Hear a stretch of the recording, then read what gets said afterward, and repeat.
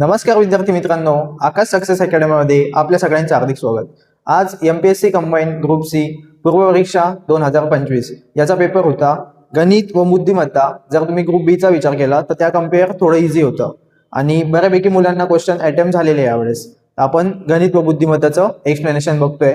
माझ्याकडे set D आहे, त्यानुसार आपण प्रश्नांची सिक्वेन्स ठेवली आहे आणि एक एक प्रश्न आता आपण बघूया। आपला पहिला प्रश्न आहे, मुंबई आणि गोवा या स्थानकातील अंतर 540 किलोमीटर आहे। आपल्याला अंतर दिले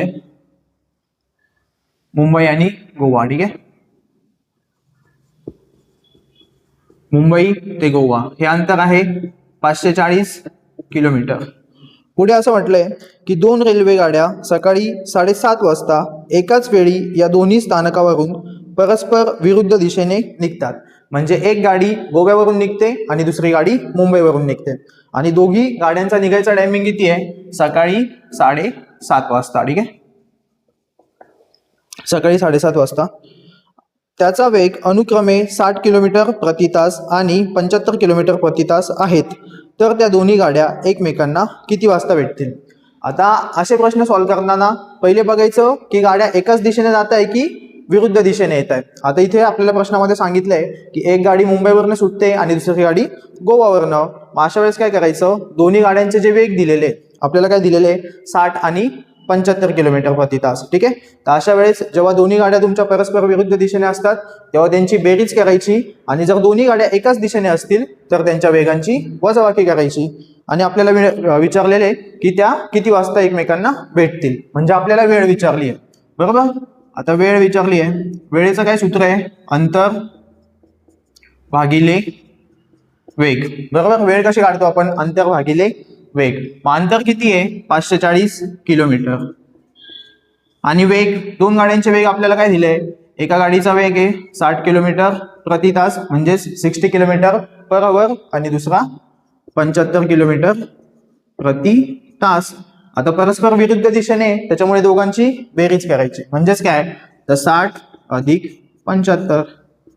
मग 540 चे 540 तसेच 60 अधिक 75 किती? 5 चे 5 6 7 13 आणि जर तुम्ही 135 ला 540 ला 135 ने भाग दिला तर 4 चा भाग जातो, ठीक आहे। म्हणजे 135 एका 135 आणि 135 चोक 540। पण हे काय तुमचे आपला हा वेग किलोमीटर मध्ये होता, ठीक आहे। हे किलोमीटर पर आवर मध्ये, म्हणजेच हा जो आपल्याला वेळ मिळेल तो आपल्याला तासामध्ये मिळेल, म्हणजेच काय आवर्स मध्ये मिळेल, ठीक आहे। मग किती तास? 4 तास। मग सकाळी त्या गाड्या जर सकाळी 7:30 वाजता निघाल्या होत्या तर त्यानंतर 4 तासांनी त्यांनी प्रवास केला आणि 4 तासानंतर ते एकमेकांना भेटतील। मग 7:30 मध्ये आपल्याला 4 तास ऍड करावे लागतील, म्हणजेच किती? 7 मध्ये 4 मिळवले, 7 आणि 4 11 आणि पुढचे 30 मिनिटे तसेच। म्हणजे दोन्ही गाड्या सकाळी किती वाजता मिळतील? 11:30 म्हणजेच 11:30 वाजता। याचा ऑप्शन नंबर होतं 4। आपला पुढचा प्रश्न आहे, एक दुकानदार एका कपाटाच्या छापील किमतीवर 25% सूट देतो तरीही त्यास 15% नफा होतो। कपाटाची छापील किंमत 23,000 रुपये असेल तर कपाटाची खरेदी किंमत किती? आपल्याला कपाटाची खरेदी किंमत विचारली आहे। असे प्रश्न जेव्हा असतील की तुम्हाला छापील किंमत दिलेली असेल किंवा खरेदी काढायची असेल, कधी कधी खरेदी देतात, छापील किंमत विचारतात आणि तुम्हाला नफा किंवा तोटा आणि सूट दिलेली असते, त्यावेळेस एक सूत्र वापरायचं, ते म्हणजे काय तर छापील किंमत भागिले खरेदी किंमत बरोबर 100 प्लस मायनस नफा किंवा तोटा भागिले 100 वजा सूट। आता इथे प्लस मायनस नफा किंवा तोटा काय दिलेला आहे? जेव्हा कधी तुम्हाला एक्झाम्पल मध्ये नफा दिला असेल तर इथे बेरजेचे चिन्ह घ्या आणि तोटा दिला असेल तर वजाबाकीचे चिन्ह घ्या, ठीक आहे। आता आपल्याला हे जे एक्झाम्पल दिलं होतं त्यात 25% सूट आहे आणि 15% आपल्याला नफा दिलेला आहे आणि पुढे छापील किंमत पण दिलेली आहे, आपल्याला खरेदी विचारली आहे। मग आपण ज्या ज्या गोष्टी दिलेल्या आहेत त्या लिहून घेऊ। छापील किंमत किती आहे? 23,000 रुपये। 23,000 रुपये छापील किंमत। खरेदी माहिती नाही आहे, तीच काढायची आपल्याला, बरोबर। 100 नफा झालाय त्याच्यामुळे मी अधिक घेईल, तोटा असता तर वजा घेतले असते. किती? 15% नफा झालाय त्याच्यामुळे 15 भागिले 100 वजा सूट किती दिली आहे? 25%, त्याच्यामुळे ती वजा करायची. मग वजा 25, 23,000चे 23,000 तसेच भागिले खरेदी बरोबर 100 अधिक 15 115 भागिले 100 वजा 25 75. आता 5ने भाग देऊ. 5 5 1 5, 7 5 गेले 2, 2 और 5 25, 5 5 25, किती उरले? 15. वरती भाग देऊ. 5 2 10, 1 उरला, 1 और 5 15 झाले, 5 3 15 म्हणजेच किती? 23/15. आता 23 ने याला भाग देऊ. 23 1 23, 23 1 23, किती? 0 3. म्हणजेच खरेदी बरोबर या दोघांचा गुणाकार होईल. खरेदीला 1ने गुणलं तर खरेदीच येईल 1000 गुणिले 15. मग खरेदी बरोबर 1000 गुणिले 15 म्हणजेच 15,000 रुपये. म्हणजे या व्यवहारात खरेदी किती होती? 15,000 रुपये. Option number 3. ठीक आहे. पुढचा प्रश्न बघूया. एक स्तंभालेख दिलाय आपल्याला. तिथे वर्ष 1976 ते 1980 पर्यंत उत्पादन किती टक्क्यांनी कमी झाले असं विचारलंय. मग 1976 मध्ये किती उत्पादन होतं? 1976 उत्पादन होतं 3000 आणि 1980 ला तेच उत्पादन झालं 500.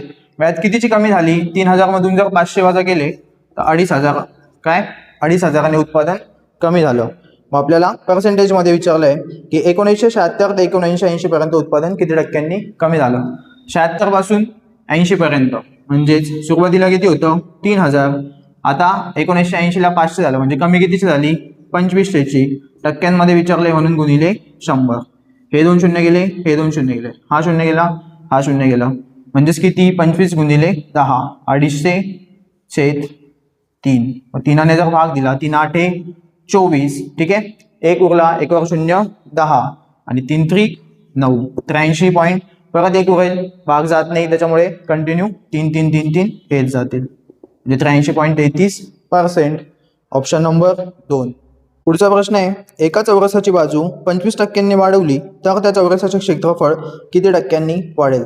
आता सेम प्रश्न ग्रुप बी ला सुद्धा विचारला होता. जर ज्या विद्यार्थ्यांनी आपली मागची व्हिडिओ बघितली असेल, ग्रुप बीचं पण आपण एक्सप्लेनेशन दिलं होतं. सेम त्यात फक्त आयताचं विचारलं होतं आणि लांबी आणि रुंदी काहीतरी टक्क्यांनी कमी किंवा जास्त सांगितलं होतं. असे प्रश्न मी तुम्हाला सांगितलं होतं सक्सेसिव्ह मेथडने सॉल्व्ह करायचे. ठीक आहे. आता हा प्रश्न कसा सॉल्व्ह करायचा ते आपण बघू. चौरसाची बाजू वाढवली आहे किती टक्क्यांनी? 25%. सक्सेसिव्हचा फॉर्म्युला काय सांगितला होता? A अधिक B अधिक A गुणिले B छेद 100. आता दोन्ही वेळेस काय झालं? बाजू वाढवली बरोबर. क्षेत्रफळ विचारले म्हणजेच काय? A ची किंमत पण 25च आहे आणि B ची किंमत पण 25च आहे. 25 अधिक 25 अधिक 25 गुणिले 25 छेद 100. मग 25 अधिक 25 किती? 50 अधिक 25 गुणिले 25 25चा वर्ग 625/100. हे 50 तसेच 625/100. एकावर 2 शून्य आहे त्याच्यामुळे 2 अंकानंतर पॉईंट देऊ म्हणजेच किती? 6.25. मग 56 50 अधिक 6.25 म्हणजेच 56.25%. समजलं? आता जर परीक्षेत असे प्रश्न आले की एका चौरसाची बाजू 25% वाढवली, 10% वाढवली, 13% वाढवली, ठीक आहे, तर डायरेक्ट शॉर्टकट सांगून देतो. अशा वेळेस काय करायचं?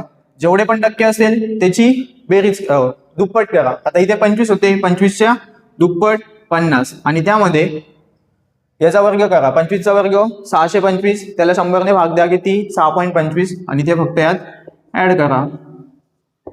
25 25चे 25 तसेच पॉईंटचा पॉईंट तसाच 6चे 6 5चे 5 म्हणजे 56.25%. हेच जर मी तुम्हाला विचारलं 13% बाजू 13% वाढवली तर क्षेत्रफळ किती टक्क्यांनी वाढेल? 13ची काय करायची? फक्त दुप्पट. 13 दुने 26, 13चा वर्ग 169, 169 भागिले 100 म्हणजेच किती? 1.69. 2 अंकानंतर आपण पॉईंट देऊ. ते फक्त याच्यात ऍड करा. 1.69 पॉईंटचा पॉईंट तसाच 69 तसेच 6 ने 7 2चे 2 म्हणजे 27.69. समजलं? आता या प्रश्नाचं उत्तर होतं पर्याय क्रमांक 3, 56.25%. पुढचा प्रश्न आहे, सरळ व्याजाने 5,000 रुपयांची एक रक्कम 3 वर्षात 5,600 रुपये होते. जर व्याज दरात 3% वाढ केली तर त्याच रकमेचे 3 वर्षानंतर किती रुपये होतील? मग आपल्याला दिले रक्कम किती आहे? 5,000 रुपये. म्हणजेच आपली काय मुद्दल म्हणजेच प्रिन्सिपल आहे 5,000 रुपये 3 वर्षात. ठीक आहे, PN. ठीक आहे, P दिलंय 5,000, वर्ष किती आहे? 3 वर्ष. नंबर ऑफ इयर्स किंवा तुम्ही याला टी पण म्हणू शकता, टाइम 3 वर्षाचा आहे. आणि दर आपल्याला माहिती आहे का? नाही, रेट नाही माहिती आपल्याला. रेट विचारलाय पण रास दिलेली आहे 5,600 रुपये रास होते. रास किती आहे म्हणजेच तुमची अमाऊंट 5,600 रुपये. बरोबर. आता आपल्याला रास दिलेली आहे. रास म्हणजेच काय तुम्हाला माहिती आहे. रास बरोबर मुद्दल अधिक व्याज. आता रास जर आपली 5,600 असेल, मुद्दल 5,000 अधिक व्याज म्हणजेच व्याज बरोबर किती? 5,600 मधून 5,000 गेले 600. तुमचं व्याज किती आहे? 600 रुपये. ठीक आहे, मग सूत्र माहिती आहे आपल्याला सरळ व्याजाचं. व्याज बरोबर P गुणिले N गुणिले R छेद 100. व्याज किती आहे? 600. ठीक आहे, जे की आपण आताच काढलं. प्रिन्सिपल दिलेलं आहे आपल्याला 5,000, वर्ष 3 वर्ष, रेट माहिती नाही आहे, छेद 100. 2 शून्य गेले, 2 शून्य गेले, हा एक शून्य गेला, हा एक शून्य गेला. म्हणजेच काय 60 भागिले 5 गुणिले 3 बरोबर R. 5 एक 5, 12चा भाग गेला, 3 एक 3, 3 चौक 12. म्हणजे रेट किती आला? 4%. आणि पुढे एक्झाम्पल मध्ये आपल्याला असं म्हटलंय की हाच रेट 3% वाढवला, म्हणजे 4 अधिक 3% वाढवले म्हणजे टोटल रेट किती झाला? 7%. बरोबर. तर त्याच मुद्दलाचे आपल्याला रास विचारली आहे. मुद्दल किती आहे? 5,000 गुणिले किती वर्ष? 3 वर्षांसाठीच, गुणिले 7 छेद 100. हे 2 शून्य गेले, हे 2 शून्य गेले, 7 त्रिक 21, 21 गुणिले 5, 21 गुणिले 50. शून्याचं शून्य, 5 एक 5, 5 दुने 10, 1,050 रुपये. हे काय आलं? व्याज. पण आपल्याला विचारली आहे रास. आपली मुद्दल किती आहे? 5,000. 5,000 अधिक 1,050. शून्याचे शून्य, 5चे 5, शून्याचे शून्य, 6चे 6, 6,050 रुपये काय आली?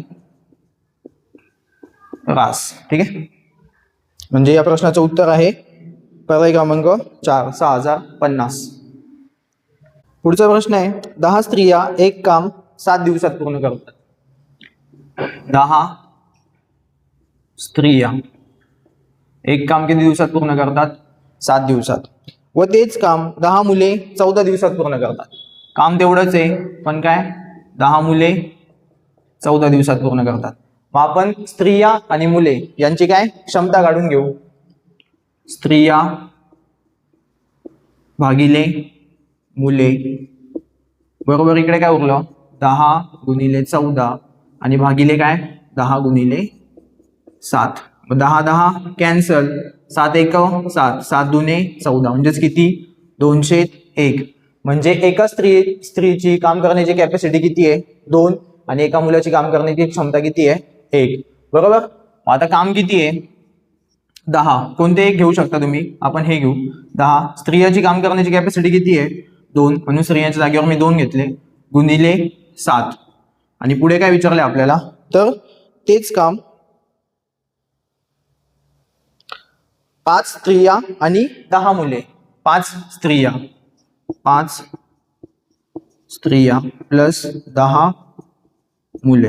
ठीक आहे, वरती काय 10 गुणिले 2 गुणिले 7 छेद स्त्रिया किती आहे? 5. एका स्त्रीची काम करण्याची कॅपॅसिटी 2ची आहे, म्हणजे 5 गुणिले 2 अधिक 10 मुले. बरोबर. एका मुलाची काम करण्याची क्षमता 10ची आहे, तर 10 गुणिले 1. मग किती झाले? 10 गुणिले 2 गुणिले 7. यांची जर बेरीज केली 5 दुने 10 अधिक 10 किती? 10 गुणिले 2 गुणिले 7, 10 10 20. हा शून्य गेला, हा शून्य गेला, 2 गेले, 2 गेले, बरोबर उरले 7 दिवस. म्हणजेच 5 स्त्रिया आणि 10 मुले यांना ते काम करायला किती दिवस लागतील? 7 दिवस लागतील. Option number 2. पुढचा प्रश्न आहे, एका संख्येची 4 पंचमांश ही त्या संख्येच्या 60% पेक्षा 10ने जास्त असल्यास ती संख्या कोणती? आता आपल्याला संख्या माहिती नाही आहे, आपण x मानू, तिची 4 पंचमांश म्हणजे 4/5 हे काय आहे? त्याच संख्येच्या 60% पेक्षा 10ने जास्त आहे. एका संख्येच्या 4 पंचमांश त्याच संख्येच्या म्हणजे ती संख्या x तिच्या किती 60% म्हणजे 60/100 आणि त्याच्यापेक्षा काय 10ने जास्त आहे म्हणून अधिक 10. आता हे सॉल्व्ह करायचं. x गुणिले 4 4x/5 बरोबर. याला जर भाग दिला 2 6 2 10 म्हणजेच 3x/5 अधिक 10. मग x चा टर्म एका बाजूला घेऊ 4x/5 वजा 3x/5 बरोबर 10. आता छेद समान आहे त्याच्यामुळे एकदाच लिहितो. मग 4x वजा 3x बरोबर 10. 4x मधून 3x गेले x/5 बरोबर 10. 5 भागतोय तिकडे जाऊन गुणिले होईल x बरोबर 5 गुणिले 10 म्हणजेच काय x बरोबर 50 आणि आपण ती संख्या x मानली होती म्हणजे ती संख्या किती आहे 50. याचं उत्तर आहे ऑप्शन नंबर 3. पुढचा प्रश्न आहे, मिश्र धातू A आणि B मध्ये तांबे आणि जस्त यांचे प्रमाण अनुक्रमे 4:3 आणि 9:5 आहे. हे दोन्ही मिश्र धातू समान प्रमाणात मिसळून C मिश्र धातू तयार केल्यास त्या मिश्रणामधील तांबे व जस्त यांचे प्रमाण किती होईल? ठीक आहे. आता दोन धातूचे गोळे हा समजा हा A गोळा आहे आणि B. याच्यामध्ये आपल्याला प्रमाण दिलेले आहे तांबे आणि जस्त. तांबे आणि जस्त यांचं प्रमाण दिलेले आहे. पहिल्या A गोळ्यामध्ये दिले आहे 4:3 आणि दुसऱ्या याच्यात दिले आहे 9:5 म्हणजे 9:5. जर तुम्ही यांची आणि आपल्याला विचारलंय आता दोन्ही धातूचे गोळे जर एकत्र केले तर त्यापासून C गोळा तयार करायचा आहे. ओके, C गोळा तयार करायचा आहे आणि त्यात तांबे आणि जस्ताचे प्रमाण विचारले आपल्याला. अशा प्रश्नांमध्ये काय करायचं, या दोघांची बेरीज करा. 4 आणि 3 7 9 आणि 5 14. यांना समान प्रमाणात करून घ्यायचं. 4 आणि 3 7 9 आणि 5 14 म्हणजेच तुम्ही यांचा लसावी घेऊ शकतात. आता लसावी 7 आणि 14चा 14 येईल. मग 14 होण्यासाठी वरती 7ला 2 ने गुणावं लागेल बरोबर. आता 2 ने गुणलं तर किती होतील खाली लिहितो. बेचोक जर इकडे 2 ने गुणलं तर टोटल 7 दुने 14 होतील. या किमती आपण समान करून घेतल्या 14 14. पण 2 ने जर इकडे गुणले तर सर्वांना 2 ने गुणायचं म्हणजे बेचोक 8, तांबेचं प्रमाण 8 आणि बेत्रिक 6 हे कोणत्या A गोळ्यामध्ये होतं बरोबर. हेच मी इकडे खाली लिहिलंय. आणि B मध्ये काय 9:5 हे B मध्ये आणि यांची टोटल करायची 8 आणि 9 8 8 16 आणि 17 6 आणि 5 11 म्हणजे C गोळ्यामध्ये तांबे आणि जस्त यांचे प्रमाण किती असेल 17 11. म्हणजे आपल्याला तेच विचारलं होतं तांबे व जस्त यांचे प्रमाण किती म्हणजे ऑप्शन नंबर 2 17 11. पुढचा प्रश्न आहे, 2 क्रमागत विषम संख्यांच्या वर्गातील फरक 112 आहे तर त्यापैकी लहान संख्येचा वर्ग किती? आता आपल्याला याच्यामध्ये 4 ऑप्शन दिलेले आहे. 625 729 900 आणि 784. ओके, 4 ऑप्शन दिलेले आहे आणि आपल्याला सांगितलं आहे की 2 विषम संख्या आहे त्यांच्या वर्गातील फरक आहे आणि आपल्याला लहान संख्येचा वर्ग विचारलाय. ठीक आहे, लहान संख्येचा वर्ग विचारलाय. सगळे जर तुम्ही बघितलं त्या सगळ्या पूर्ण वर्ग संख्या आहे 1 ते 30 पर्यंत आपले जनरली सगळ्यांचे वर्ग पाठच असतात. मग हा कोणाचा वर्ग आहे तर 25चा, हा 27चा, 900 कोणाचा आहे 30चा आणि 784 28चा आहे बरोबर. जर त्या विषम संख्या होत्या बरोबर तर इथे समसंख्या आल्या असत्या का? नाही. आपल्याला लहान संख्या विचारली आहे. पहिली संख्या पण विषमच असेल आणि दुसरी पण विषमच असेल तर हे 2 ऑप्शन तुम्ही फक्त काय ऑप्शन बघूनच तुम्ही कॅन्सल केले का? कारण की ह्या संख्या सम येणारच नाही. कारण की प्रश्नातच दिलेले आहे की दिलेल्या दोन्ही संख्या काय विषम म्हणजे फक्त हे 2 ऑप्शन कॅन्सल झाले. उरले 25 आणि 27 बरोबर. आणि त्यांच्यातला फरक आता ही लहान संख्या आहे ही किती 25 तिचा वर्ग ऑलरेडी माहिती आहे आपल्याला किती 625. लहान संख्या जर 25 असेल तर हिच्या पुढची मोठी संख्या कोणती 27 बरोबर ना. कारण की त्या दोन्ही संख्या क्रमागत आहे आणि 27चाच वर्ग किती आहे 729.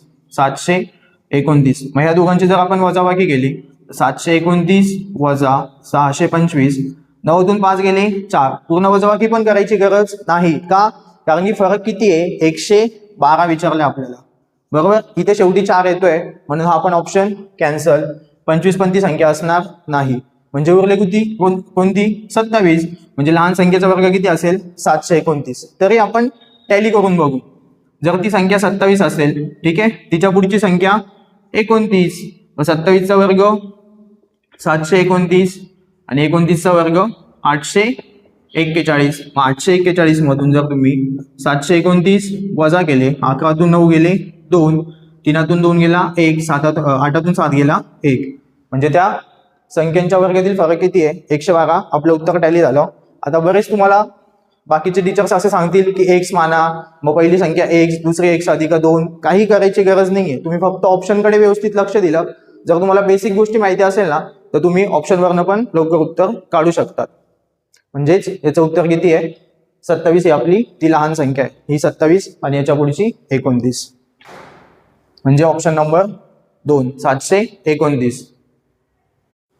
पुढचा प्रश्न आहे, एक समीकरण दिलंय 0.11 कंसाचा वर्ग वजा 0.01 कंसाचा वर्ग भागिले 1.2. जर तुम्ही व्यवस्थित निरीक्षण केलं तर पहिल्या संख्येचा वर्ग वजा दुसऱ्या संख्येचा वर्ग, म्हणजेच काय, तर ए वर्ग वजा बी वर्ग, आणि याचंच विस्तारित रूप आहे, एका कंसात दोघांची बेरीज आणि एका कंसात दोघांची वजाबाकी. मग जर 0.11 जर आपण ए मानलं तर इथे ए वर्ग वजा 0.01 ला जर बी मानलं तर इथे बी वर्ग. मग हेच कसं लिहू आपण, एका कंसात दोघांची बेरीज आणि एका कंसात दोघांची वजाबाकी भागिले किती, 1.2, जसेच्या तसेच. मग पुढे यांची जर बेरीज केली तर 1 आणि 1 2, एकाचा 1, पॉईंटचा पॉईंट तसाच, शून्याचे 0, गुणिले यांची जर वजाबाकी केली तर 1तून 1 गेला 0, एकाचा 1 तसाच, पॉईंटचा पॉईंट तसाच, शून्याचे 0 छेद 1.2. आता आपल्याला माहिती आहे पॉईंट नंतर ह्या संख्यांना काय व्हॅल्यू असते का, नाही. हा लिहिला तरी चालेल, नाही लिहिला तरी चालेल, ठीक आहे.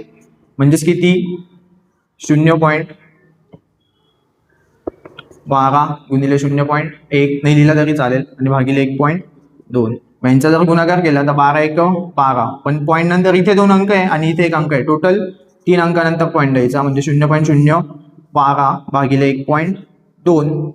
आता पॉईंट नंतर वरती 3 शून्य आहे, खाली 1 शून्य आहे, आपल्याला काय बॅलेन्सिंग करावं लागेल. बॅलेन्सिंग करण्यासाठी समान अंकानंतर पॉईंट पाहिजे, म्हणजेच काय, 0.012 आहे आणि इथे 1.2. मग खाली पण समान अंक होण्यासाठी मी खाली 2 शून्य वाढवतो, म्हणजे वरती पण पॉईंट नंतर 3 अंक झाले आणि खाली पण पॉईंट नंतर 3 अंक झाले. आणि जेव्हा अशी बॅलेन्सिंग होते तेव्हाच तुमचे पॉईंट कॅन्सल होऊन जातात, म्हणजे वरती उरले फक्त 12 आणि खाली 1200. 12 1 12, 12 1 12 आणि 2 शून्य, 1/100, म्हणजे त्याचं उत्तर आहे 0.01. एकावर 2 शून्य होते त्याच्यामुळे 2 अंकानंतर पॉईंट दिले, म्हणजे 0.01. ऑप्शन नंबर पहिलाच आहे 0.01. पुढचा प्रश्न आहे, थँक्सला एक अल्फाबेटिकल सिरीज आहे, ठीक आहे. थँक्स आहे THANKS, यालाच त्यांनी कसं लिहिलं आहे, SKNTHA. आणि पुढचं आपल्याला विचारलं आहे, स्टुपिड शब्द दिला आहे, STUPID, आणि याला कसं लिहिलं जाईल. आता जर तुम्ही एक व्यवस्थित नोटीस केलं तर इथे काय, सुरुवातीला एस घेतला आहे, नंतर के, नंतर एन, म्हणजे शेवटी जे लेटर्स होते SKN ते सुरुवातीपासून घेतले SKN, म्हणजे तिथे आपण सुरुवात कशी करू, DIP, ओके. आणि पुढे काय THA, हे जसेच्या तसेच लिहिले, म्हणजे STU जसेच्या तसेच. आता बऱ्याच मुलांनी असं केलं असेल, ABCDचे प्रश्न बघितले, लगेच ABCD काढली असेल आणि मग नंबरिंग वगैरे केली असेल. पण आता जर तुम्ही व्यवस्थित लक्ष दिलं तर इथे ABCDची काही गरज नव्हती, फक्त त्यांनी लेटर्स शफल केले होते, त्याचे सिक्वेन्स आपल्याला ओळखून आपल्याला आन्सर करायचं होतं. म्हणजे आपलं उत्तर काय येईल, DIPSTU, पर्याय क्रमांक 2. पुढचा प्रश्न बघूया, राणी आणि सुरेश एक जोडपे असून, राणी आणि सुरेश हे जोडपे आहे, ठीक आहे, म्हणजे नवरा बायको आहे. हे एक जोडपे असून त्यांना मेघा आणि दीप्ती अशा 2 मुली आहेत. यांना 2 मुली आहे. कोण कोण? एक आहे मेघा आणि दुसरी दीप्ती. ओके. पुढे असं म्हटलं की दीप्तीचे लग्न अनुराग सोबत झाले आहे. दीप्तीचं लग्न कोणासोबत झालं? अनुराग सोबत. ठीक आहे, दीप्तीचं लग्न अनुराग सोबत झालं आहे. जो गरिमा आणि तुषार यांचा मुलगा आहे. अनुराग कोणाचा मुलगा आहे? गरिमा आणि तुषार यांचा मुलगा आहे. ठीक आहे. पुढे काय म्हटलं? निधी ही अनुरागची मुलगी आहे. निधी कोणाची मुलगी आहे? अनुरागची मुलगी आहे. ओके. निधी ही अनुरागची मुलगी आहे. कोमल ही अनुरागची बहीण आहे. आता कोमल काय? अनुरागची बहीण आहे, म्हणजेच ती गरिमा आणि तुषारची काय असेल? मुलगी असेल, कारण की त्यांचा मुलगा जर अनुराग असेल तो कोमल काय? त्यांची पण मुलगीच आहे. पुढे काय म्हटलं? कोमल ही अनुरागची बहीण आहे जिचे लग्न हर्षित सोबत झाले. आता कोमलचं लग्न झालं कोणासोबत? हर्षित सोबत. ठीक आहे. आणि पुढे आणि त्यांना अमन आणि प्रेम अशी 2 मुलं आहेत. कोमल व हर्षित यांना 2 मुलं आहे. एकाचं नाव आहे अमन आणि दुसऱ्याचं आहे प्रेम. ठीक आहे. अशी 2 मुले आहेत. प्रेम हा गरिमा आणि तुषार यांचा नातू आहे. प्रेम हा कोण आहे? गरिमा आणि तुषार यांचा नातू आहे. मी आधीच सांगितलं होतं, जर ती अनुरागची बहीण असेल तर ते कोमलचे आई वडील कोण असतील? गरिमा आणि तुषार, आणि प्रेम हा त्यांचा नातू झाला. पुढे आपल्याला असं म्हटलंय, तर दीप्ती आणि कोमल यांचे नाते काय? आपल्याला विचारलंय दीप्ती आणि कोमल. आता दीप्ती आणि अनुराग हे काय? नवरा बायको आहे, आणि कोमल ही अनुरागची बहीण आहे, म्हणजेच दीप्ती ही कोमलची कोण झाली? वहिनी. आणि इथे ऑप्शन दोघांचं रिलेशन विचारलंय, कोमल आणि दीप्तीचं. मग एकच पर्याय आहे, नणंद आणि भाऊजाई. ठीक आहे, कारण की दीप्ती तिची बहिणी आहे, म्हणजेच काय? भाऊजाई आहे. आणि जर दीप्ती रिलेटेड विचारलं, कोमल ही दीप्तीची कोण आहे? तर नणंद आहे, म्हणजेच पर्याय क्रमांक 2 नणंद आणि भाऊजाई. ठीक आहे. पुढचा प्रश्न आहे, एक आपल्याला आकृती दिली आहे आणि त्यात त्रिकोणांची संख्या विचारली आहे. आता ज्या विद्यार्थ्यांनी आपली आधीची व्हिडिओ बघितली आहे तर सेम प्रश्न ग्रुप बी ला विचारला होता. फक्त इथे सिक्वेन्स काय? 1 2 3 4 5 पर्यंत आहे, आणि ग्रुप बी मध्ये फक्त एक अजून एक्स्ट्रा लाईन वाढवली होती, एक त्रिकोण वाढवला होता आणि 6 पर्यंत होतं, आणि त्यांची त्रिकोणांची संख्या विचारली होती. अशा वेळेस काय करायचं? नंबरिंग करून घ्यायची आणि त्यांची बेरीज करायची.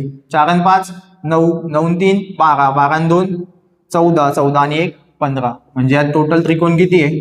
15. एकदम सोपा क्वेश्चन होता. ठीक आहे. 2 प्रश्न तर आपल्या म्हणजे एक्सप्लेनेशन दिलं होतं, ती जर व्हिडिओ बघितली असेल कोणी तर सेम प्रश्न जसेच्या तसे पडलेले आहे, काहीच फरक नाही आहे. ठीक आहे. त्याचा पर्याय क्रमांक उत्तर आहे 2. पुढचा प्रश्न बघूया. स्पंदनने 120 पानांच्या एका पुस्तकाचा 306वा भाग वाचला असेल तर त्याने त्या पुस्तकाची किती पाने वाचलेली नाहीत? टोटल 120 पानांचं पुस्तक आहे, बरोबर. त्याच्यापैकी त्याने 306 भाग वाचले, बरोबर. तर किती वाचलेले नाहीत? आता 6 भागांचं पुस्तक असेल, 3 भाग वाचले म्हणजे उरलेले पण किती असतील? 3च असतील, म्हणजे 306 वाचले आणि बाकी किती राहिले वाचायचे? 306. तर फक्त गुणाकार करायचा होता. 6 1 6, 6 2 12, 0चा 0 आणि 20 3 60. म्हणजे 120 पानांच्या पुस्तकापैकी त्याने 60 पानं वाचले आणि उरलेली पानं किती होती? 60 पानं त्याचे वाचायचे बाकी होते. Option number 2. पुढचा प्रश्न बघूया. आपल्याला एक सिरीज दिलेली आहे, ठीक आहे. AA डॅश AAA डॅश परत 4 टाइम्स A परत डॅश आणि ही सिक्वेन्स दिलेली आहे. तर आपल्याला विचारलंय की जो रिकामी जागा आहे म्हणजेच जिथे डॅश दिलेले आहे तिथे कोणती सिक्वेन्स बसेल? तर तुम्ही व्यवस्थित बघितलं तर 2A परत B परत A ची एक संख्या वाढली म्हणजे 2 होते, 3 झाले. 2A B परत 3A B परत A चे किती झाले? 4A B. आणि आता इथे 2 चे 3 झाले, 3 चे 4 झाले, 4 चे किती पहिलं व्हायचे? 5. पण इथे किती दिले? 4च. मग आपल्याला इथे A घ्यावं लागेल आणि पुढे B जसंच्या तसाच. म्हणजेच डॅशच्या जागी आपण काय काय लिहिलं? B B B आणि शेवटी A. ही सिक्वेन्स पाहिजे होती आणि याचा ऑप्शन नंबर आहे B B B A. पर्याय क्रमांक 4. पुढे आपल्याला एक सिरीज दिलेली आहे ती बघू. 3.75, 5.0, 6.25, 7.50 आणि 8.75 याचा पुढचा नंबर आपल्याला विचारला आहे. जर तुम्ही यात व्यवस्थित निरीक्षण केलं तर या दोघांचा फरक किती आहे? 1.25. ठीक आहे. परत 5 मध्ये 1.25 ऍड केले तर किती येतील? 6.25. या दोघांमध्ये पण 1.25 मिळवले. 6.25 अधिक 1.25 7.5. 7.5 मध्ये जर 1.25 मिळवले तर 8.75. मग आता काय?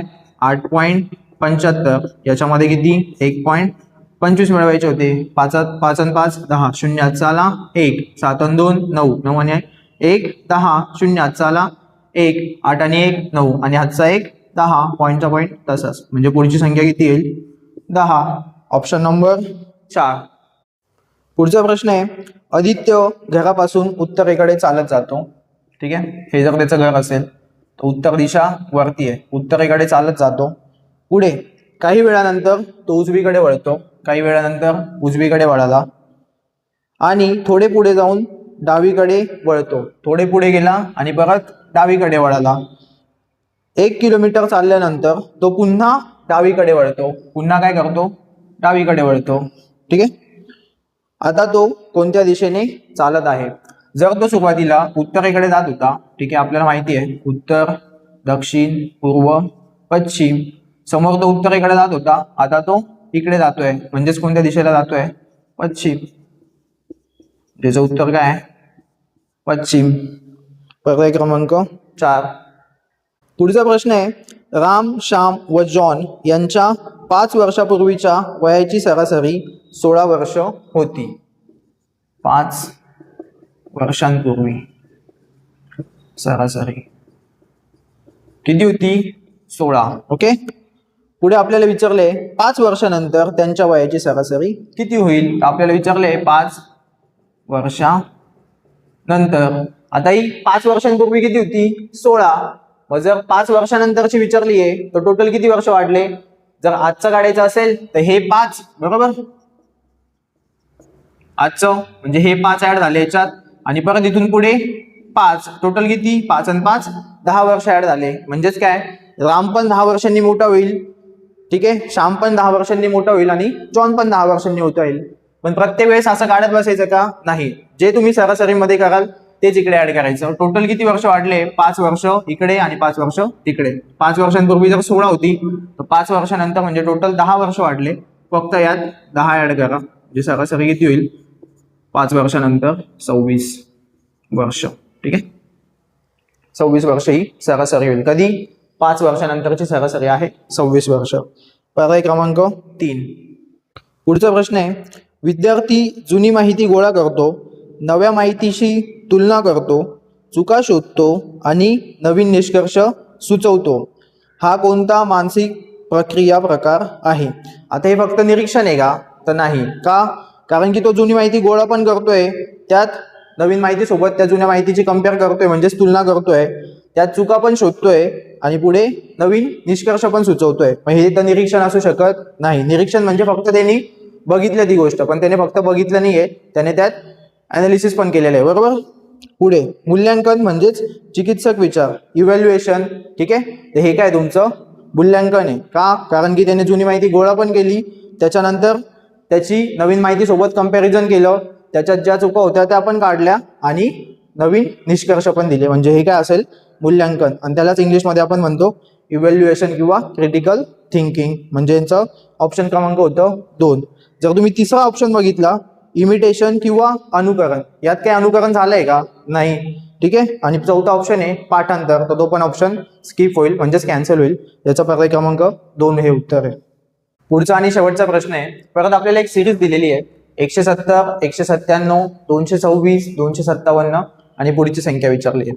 जर तुम्ही याच्यात फरक बघितला तर 197 मधून जर 170 वजा केले तर 27, 226 मधून 197 वजा केले तर 29. ठीक आहे. 257 मधून 226 वजा केले तर 31. म्हणजेच काय? विषम संख्या आहे आणि 2 ने वाढत चाललंय. 27 चे 29 झाले, 29 चे परत 31 झाले, तर आता 31 चे किती होतील? 33. म्हणजे 257 आणि इथली जी संख्या असेल त्यांच्यातला फरक 33चा असेल. मग इथली संख्या काढायची आहे तर आपल्याला 257 मध्ये 33 ऍड करावं लागतील. 7 आणि 3 10, 0 चला 1, 5 आणि 3 8, 8 आणि 1 9, 2चे 2 म्हणजे पुढची संख्या किती असेल 290. ठीक आहे. आता लक्ष द्या, आपले टोटल 20 क्वेश्चन झालेले मॅथ्स रिझनिंगचे, आपण दोन्ही पण सब्जेक्टचे क्वेश्चन सॉल्व्ह करून घेतले. तर व्हिडिओ आवडला तर नक्कीच जास्तीत जास्त विद्यार्थ्यांपर्यंत आपला व्हिडिओ शेअर करा आणि आपल्या यूट्यूब चॅनलला म्हणजेच आकाश सक्सेस अकॅडमी आपल्या ह्या यूट्यूब चॅनलला सगळ्यांनी सबस्क्राईब करून घ्या. धन्यवाद.